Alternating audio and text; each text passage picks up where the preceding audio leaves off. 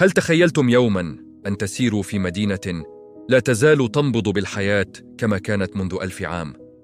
تعالوا معي إلى فاس، قلب المغرب النابض وكنزه التاريخي.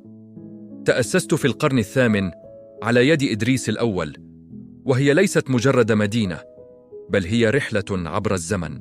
ندخل إلى فاس البالي، المدينة القديمة المسجلة ضمن قائمة اليونسكو للتراث العالمي. هنا في أزقتها الضيقة نضيع بين روائح سوق الحناء والتوابل، ونشاهد الحرفيين في سوق الجلود، ونبهر بجمال دار الدباغ شوارة. نزور أيضاً تحفاً معمارية مثل مدرسة العطارين ومدرسة بوعنانية، ونمر عبر باب أبي الجنود الشامخ. ولا ننسى أن فاس هي موطن جامعة القرويين، أقدم جامعة في العالم، مما يجعلها منارة للعلم والثقافة.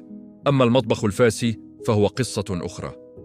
هل تذوقتم البسطيلة؟ مزيج مدهش بين الحلو والمالح، سيأخذكم في رحلة نكهات لا مثيل لها.